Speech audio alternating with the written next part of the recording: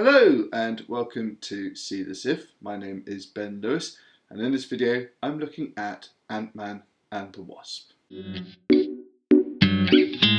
Ant-Man was the first film released after Avengers Age of Ultron, which was the first in a new wave of superheroes and taking the superhero genre in new and wonderful directions. It was a very inventive film, and that was largely in part to the credit of Edgar Wright, who started out as the director on the project but was let go for creative differences. However, you can still feel his directorial input on the film, and if you're a fan of Edgar Wright, like myself, then you're going to know what I'm talking about. Wright stayed on as the co-writer of the film, as well as an executive producer role. The next time we see Ant-Man is, of course, in Civil War, and towards the end of that film, unfortunately, I'm going to reveal a spoiler, he was apprehended. In Ant-Man and the Wasp, you see the consequences of what happened to him in Civil War. Firstly, Hank and Hope are no longer speaking to him because of what he did in Civil War, and he's under house arrest, which has a little bit of an impact on his family. The focus here, though, is on Hank's wife, Janet, who in the first film we discover has been lost in the quantum realm, possibly forever. However, at the start of this film, they may have found a method to try and bring her back. And that's the plot. It's very simple and very straightforward. It doesn't appear that the makers are making it for a universal audience, particularly adults.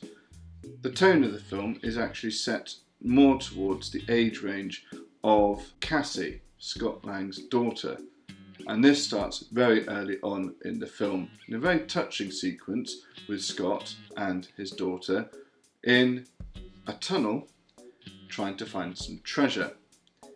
It's a great sequence and it's very inventive and one that is very enjoyable, but not particularly one that is in tone with the rest of the Marvel films. The big bad is a little bit confusing as well.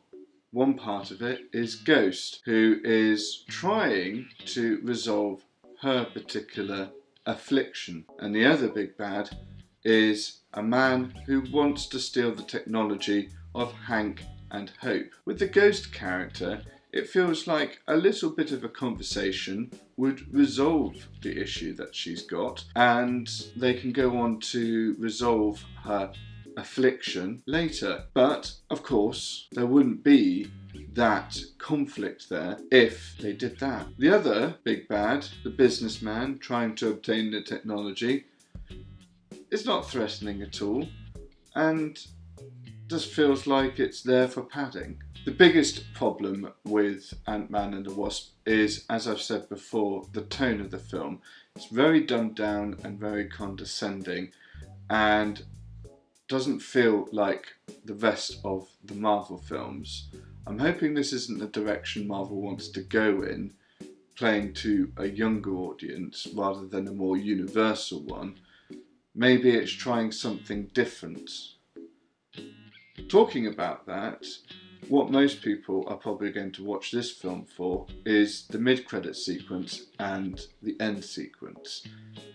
Don't worry, I'm not going to spoil anything, but it is rewarding, particularly the mid-credit sequence. For those of you that want to know where Ant-Man and the Wasp places in the Avengers storyline, then continue watching. Those of you that don't, then you can stop now. But I assure you, what I'm about to say doesn't really spoil anything in the film. You can still go and enjoy it.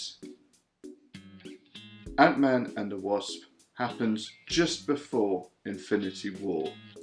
The mid-credits sequence opens up a lot of questions that would need to be answered in Avengers 4, whatever the title of that film may be. See this if you have kids, they are going to like it, especially if they're the age of Cassie Lang in the storyline.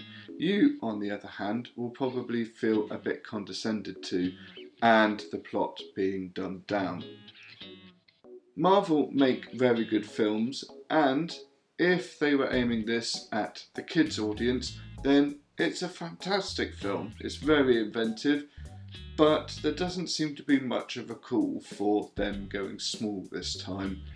It just happens to be a superpower for this one. Please like and subscribe to my Facebook and YouTube channel. I really do appreciate the support I've been getting so far, and any comments you want to leave down below, I will read them and get back to them as soon as possible.